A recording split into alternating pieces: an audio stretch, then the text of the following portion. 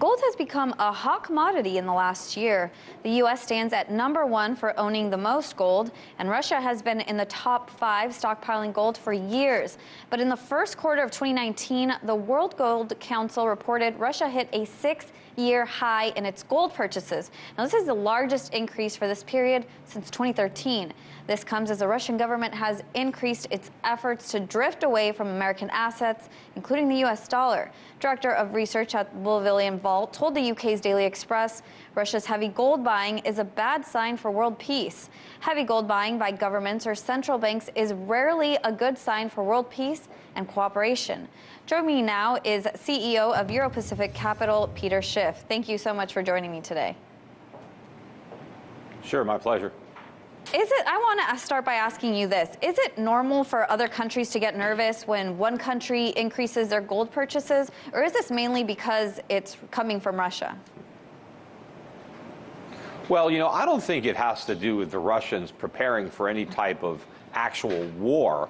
I think what Russia is doing and what other central banks are recognizing is that they need to increase their gold reserves because of an impending dollar crisis. Ever since the U.S. led the world off the gold standard, the world has been on a dollar standard.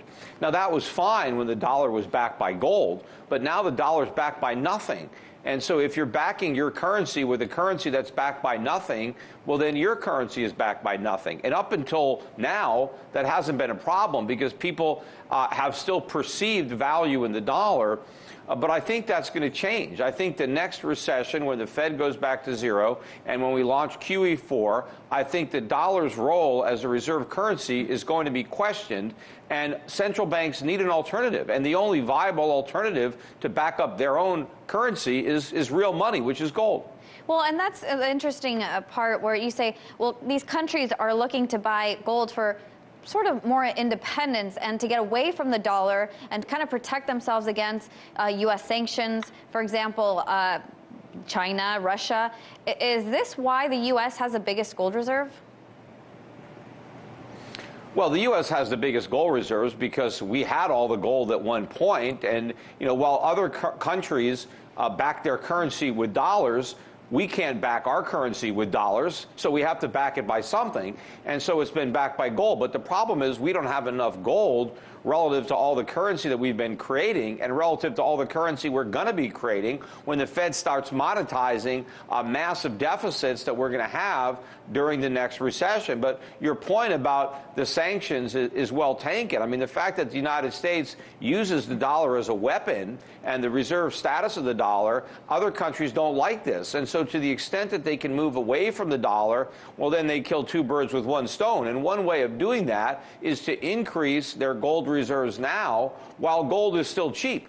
Because when the dollar really starts to tank, the price of gold is going to soar. So Russia right now obviously wants to buy as much gold as it can while the price is still relatively cheap. That allows it to build up a bigger hoard of gold to replace the diminished value that the dollar is going to play as a reserve currency. And we've already seen the cost of gold go up a little bit as it's become a hotter commodity. Do the U.S. or Western Europe have really any leverage to stop countries like Russia or China from buying gold? Not really. I mean, I don't see how we can stop them from buying gold. In fact, everything we're doing is pushing them in that direction. In fact, that's what we're doing now with China, with this trade war. And, one of the ways that the Chinese win the trade war is to decrease their exports to the U.S. and consume more of their production domestically. And, they're moving in that direction now, but a strengthening Chinese yuan would help remarkably. And one way to strengthen yuan would be to sell dollars and sell U.S. treasuries and then buy gold.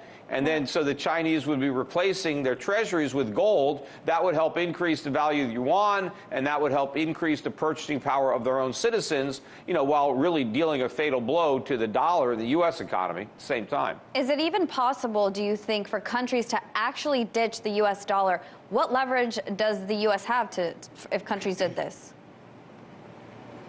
Well, it's not only possible, it's inevitable. And ultimately, the U.S. won't have any leverage at all. Now, some people think, well, we have the military, we have, all these missiles and all these planes and carriers. And the question is, would the U.S. actually try to blackmail the world into continuing this relationship? I don't think we're that evil. I don't think that that's going to happen. Ultimately, I mean, this was an exorbitant privilege that the United States has enjoyed for decades, but it has abused that privilege dramatically, even more so recently, with the sanctions. So I think that privilege is going to be lost, and with it will go the artificially high standard of living that came along with it in the United States. Well, the price of gold is definitely invaluable for all countries. We'll see if Russia continues or what country buys the most gold in quarter two. Thank you so much for your time, Peter Schiff. Sure thing.